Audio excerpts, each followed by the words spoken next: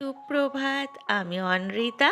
ঘর গৃহস্থালির টুকিটাকির আজকের ব্লগে তোমাদের সবাইকে স্বাগত। আশা করি তোমরা সবাই ভালো আছো, সুস্থ আছো। সকালবেলা ঘুম থেকে উঠে আমি চলে এসেছি একটু বারান্দায়। আর রোজ সকালবেলায় বারান্দায় না আসলে যেন মনে হয় আমার দিনটা ভালোভাবে শুরুই হয় না। আর এখানে এসে দাঁড়ালে যা হয়, একটু মনে হয় এই গাছটা ঠিক করি, কি এই গাছের পাতাটা ঠিক নেই, একটু তুলে দেই রেলিংয়ের ওপরে। এই করেই আমার বেশ সময় কেটে যায়। তারপরে চলে আসলাম চা করতে। সকালবেলায় সবাই লাল চাই খাই, আর আজকে ইচ্ছে হয়েছে একটু চানাচুর মুড়ি খাবো। সেজন্য একটু চানাচুর আর মুড়ি খেলাম। আর হিয়াজিয়াদের সকালবেলা আজকে পড়া আছে, ওরাও খেয়ে এখন যাবে পড়তে। আর আজকে সকালবেলার থেকে আমার প্রচণ্ড হুড়োহুড়ি। এবারে আজকে কেন এত ব্যস্ততা সেটা তোমাদের আস্তে আস্তে বলছি। তোমরা জানতেই পারবে, ব্লগটা আস্তে আস্তে যত এগোবে তোমরা জানতে পারবে। আর আজকে সকালবেলাই পেয়েছি প্রসাদ। আমাদের পাড়াতেই পুজো ছিল, তো দিয়ে গিয়েছে খিচুড়ি, লাড্ডু আর সব মেশানো একটা সবজি। যেহেতু পরিমাণটা খুবই কম, মানে একদমই অল্প, আর আমাদের বাড়ির সবাই আমরা খিচুড়ি প্রসাদ খেতে ভালোবাসি, তাই আমি একসঙ্গেই মেখে নিলাম। সবাই অল্প অল্প করে নিয়ে নেব। রেডি হয়ে নিয়েছি, এখন যাচ্ছি বাজারে। আমাদের এই বাড়ির বাজার আর ওই বাড়ি মানে আমার মা বাবু ওই বাড়িরও কিছু টুকটাক জিনিস আনতে হবে, সেগুলো একবারে নিয়ে আসব। আর সকালবেলা যেহেতু প্রচণ্ড তাড়াহুড়ো, আমারও তাড়াহুড়ো ওরও তাড়াহুড়ো, ভাবলাম যে আমিও ওর সাথে যাই, তাহলে পরে তাড়াতাড়ি হবে, দুজনে মিলে ঝটাপট করে নিয়ে বাজারটা আনবো, তারপরে রান্না বান্না। ওই জন্য দেরি করবো না, এখন যাব। আগে যাব ওই বাড়ি থেকে মার কী কী আনতে হবে শুনবো, তারপরে বাজার করে একবারে বাড়ি আসবো। তো চলো এখন আগে যাই, তারপরে এসে আবার তোমাদের সঙ্গে কথা হচ্ছে। চলে এসেছি বাজারে। আর বাজারে দেখো এত সবজি, না দেখে আমার মনটা খুশি হয়ে গেছে। এমনিতেই তো আমি সবজি খেতে প্রচণ্ড ভালোবাসি। আর কি হয়, আমি বাজারে একদমই আসি না, সত্যি কথা, একদমই না। হাতে গোনা বোধহয় 2-3 দিন এসছি। তো এত সবজি দেখে কোনটা নেব কোনটা নেব না বুঝে পাচ্ছি না। তবে একদিক দিয়ে সুবিধা কি জানো তো, আমরা বাজারে আসলে আজকে কি রান্না করব বা কাল কি রান্না হবে সেই বুঝে কিন্তু তোমার তরকারিগুলো কিনতে পারি। মানে আমরা আজকে এই আইটেমটা করব, এটার সঙ্গে কোন কোন তরকারি লাগবে সেগুলো কিনে নিতে পারি। আর বাড়ির ছেলেরা বাজার করলে কি হয়, ওরা ওদের মতন করে বাজার করে। তারপরে কি হয়, ওদের বাজার দেখে আমাদেরকে সেই মতন তখন রান্না করতে হয়। মানে আমরা রান্না কি করব সেই বুঝে বাজার করি, আর ছেলেরা বাজার করে আনলে ওদের বাজার বুঝে তারপরে আমাদেরকে রান্না করতে হয়। এই যে একটা অসুবিধে। তা আজকে গিয়েছি, একেবারে ব্যাগ ভর্তি করে বাজার নিয়ে এসেছি, টানতে পারছিলাম না জানো। এই বাজার থেকে আসলাম, আর এসে সবার আগে জামা কাপড় চেঞ্জ করে ফ্রেশ হলাম। কি যে গরম বাইরে, বাপরে বাপ।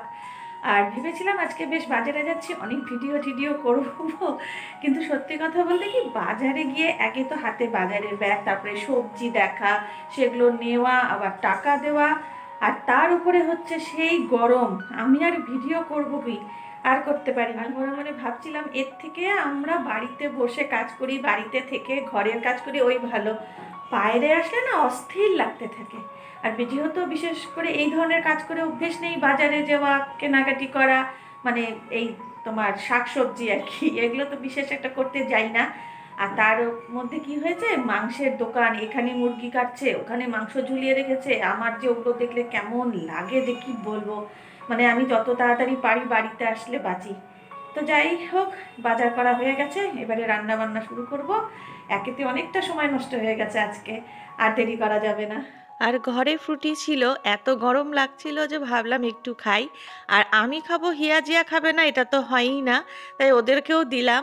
তবে জানো, ওদের দৌড় ওই ফ্রুটি অবধি। এছাড়া ওরা ওই স্প্রাইট বলো কি কোকা কোলা থামস আপ কিছুই খেতে পারে না। তো ওটা খেয়ে একটু ঠান্ডা হয়ে এবারে তোমাদেরকে একটু দেখাই কি কি কিনেছি আজকে। পাট শাক এনেছি, আর মোচা এনেছি জানো, তাও এটা বিচি কলার মোচা। এত ভালো সেন্ট কি বলবো, কিন্তু দাম খুব। এইটুকু একটা মোচা নিয়েছে 100 টাকা। তার সঙ্গে আবার অন্যান্য মোচাও ছিল, কি বামন দেশি মোচা না কি আরও অনেকগুলো। ওগুলোর দাম কম, কিন্তু ওগুলো অত ভালো না, তাই এটাই নিলাম। আর এদিকে নিয়েছি ধনেপাতা।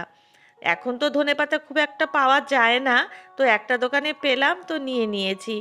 আর এই যে এনেছি লাউ। অবশ্য আমি জানি অনেকেই বলবে যে জ্যৈষ্ঠ মাসে লাউ খেতে হয় না, কিন্তু আমাদের না অত নিয়ম নেই, আমরা তো খেয়েই যাচ্ছি।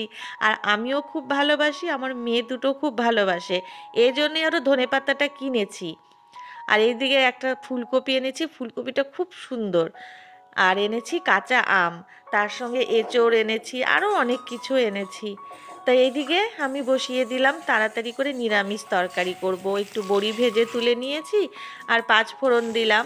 আর এতে সবজি দিয়েছি একটু ঝিঙে, পটল, আলু, আর একটু পুঁইয়ের ডগা পাতা। এগুলো দিয়ে নিরামিষ তরকারি করলে বেশ ভালো হয় খেতে।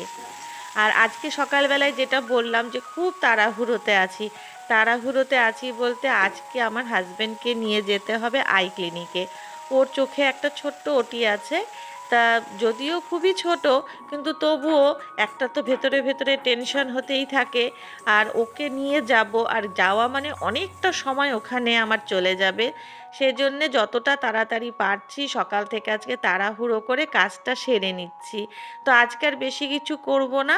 এদিকে নিরামিষ তরকারিটা প্রায় হয়ে গেছে, এদিকে দিয়ে দিলাম একটু পুঁইয়ের পাতাগুলো। পুঁইয়ের পাতাগুলো যেহেতু খুব কচি, খুব তাড়াতাড়ি সেদ্ধ হয়ে যাবে, তাই আগে দিইনি, এখন দিলাম জল দেওয়ার পরে। দেখবে ফুটতে না ফুটতে একদম নরম হয়ে যায়। তো আমার দিকে নিরামিষ তরকারিটা প্রায় হয়ে গেছে, এখন একটু ঘি দিয়ে নামিয়ে নেব। তো এটা একটা করেছি, আর বসিয়ে দিয়েছি টমেটোর চাটনি। টমেটো রয়ে গেছে ঘরে অনেকগুলো, তবে আমাদের বাড়িতে টমেটোর চাটনি খালি করলে হিয়া একদম খেতে চায় না, কিন্তু এর সাথে যদি একটু আমসত্ত্ব মিশিয়ে দিই তাহলে ও আবার খায়। তো এখানে আমসত্ত্বটাকে না অনেকক্ষণ আগে একটু গরম জলে ভিজিয়ে রেখেছিলাম, এবারে ভালো করে হাত দিয়ে চটকে দিয়ে দিলাম। এইভাবে চাটনি করলে না সত্যি খেতে কিন্তু টেস্টটা খুব ভালো হয়। তো ভালো করে একটু আমসত্ত্বটাকে টমেটোর সাথে মিশিয়ে এবারে দিয়ে দিলাম অল্প করে কাজু, কিশমিশ। যদিও হিয়াজিয়া এগুলো কোনোটাই খাবে না, সব তুলে তুলে বেছে ফেলে দেবে। আর নামানোর আগ দিয়ে একটু আমচুর দিয়ে দিলাম। আমচুর দিলে না চাটনির টেস্টটাই পাল্টে যায়, দারুণ লাগে খেতে। তো এটা করে নিয়েছি, এখন নামানো হয়ে গেছে, এটা এখন আস্তে আস্তে ঠান্ডা হোক। আর আমি ওদিকে না একটু স্যালাড কেটেছি, তোমার পেঁয়াজ, শসা, টমেটো, তার সঙ্গে একটু গোলমরিচের গুঁড়ো দিয়েছি, তো একবারে টিফিন বাটিতে কেটে রাখলাম। এটা ঢুকিয়ে দেব ফ্রিজে, হিয়াজিয়া খাওয়ার সময় বের করে নেবে। আর এখন আমরা রওনা দিয়ে দিয়েছি, ওই যে বললাম ওকে নিয়ে যাব আজকে আই ক্লিনিকে। তো এখন বাজে 12টা, আমাদের ওটির টাইম 1:30, তো আমাদের বাড়ি থেকে যেতে বেশ সময় লাগবে, কম করেও 1 ঘন্টা। তো ওদিকে তাড়াতাড়ি কাজ সেরে বেরিয়ে গেছি। আর এদিকে দেখো আমার জন্য বেশ আজকে একটু চুপচাপ, মানে গম্ভীর মনে হয়, যতই হোক একটু ভেতরে ভেতরে হয়তো টেনশন হচ্ছে, তাই ওকে আর বিশেষ আজকে ডিস্টার্ব করিনি, চুপচাপ নিজেই বসেছিলাম। আর আমরা প্রায় পৌঁছে গিয়েছি, আর ধরো খুব বেশি হলে 10 মিনিট চলে এসেছি। আর আমরা আজকে যেখানে এসেছি সেটা হচ্ছে হিমালয়ান আই ইনস্টিটিউট। এটাও কি বলো তো এক ধরনের, এটা হচ্ছে যেহেতু চোখের ব্যাপার তাই আমরা বলি যে তোমার নার্সিংহোম কথাটা ইউজ করি না, কিন্তু এখানে ওই চোখের ট্রিটমেন্টই হচ্ছে। আর শরীরের অন্যান্য যখন অসুখের ট্রিটমেন্ট হয় সেটাকে যেখানে হয় সেটাকে বলি নার্সিংহোম। এই তো যা পার্থক্য, আই ক্লিনিক আর নার্সিংহোম আমার মতে একই, দুটো জায়গায় তো রোগ সারাতে যাই বলো। তবে খুব পরিষ্কার জানো, সারাক্ষণ দেখছি মোছামুছি করেই যাচ্ছে লোকজন, প্রচুর লোক আছে। তবে এখানে যারা আছে সবারই ওটি, আর যারা এমনি নর্মালি ডাক্তার দেখাতে আসে তারা অন্য একটা দিকে বিল্ডিং আছে সেখানটায়। তো এখানে বসে আছি, আর আমার হাজবেন্ডের যা যা মানে তোমার ওদের যা যা ফর্মালিটি আছে সেগুলো হলো, তারপরে প্রেশার মাপা হলো। আর এখন দেখো ওকে চোখে একটু পরপর এসে ড্রপ দিয়ে যাচ্ছে, মানে ওটির জন্য রেডি করছে। আর এখন নার্স এসে ওকে নিয়ে গেল ওটিতে। আর যাওয়ার সময় আমাকে বলে গেল যে আপনি এখানেই ওয়েট করুন, ওনার হয়ে গেলে আপনাকে এসে খবর দেওয়া হবে। যদিও জানি খুবই ছোট্ট ওটি, কিন্তু তবু একটু তো টেনশন হয়ই, কারণ অনেক সময় দেখবে অনেক সাধারণ ছোট কিছু থেকে অনেক সময় ভুলবশত অনেক কিছু হয়ে যায়। আর এই রকম সময়ে না খারাপ চিন্তাগুলোই বেশি মাথায় আসে।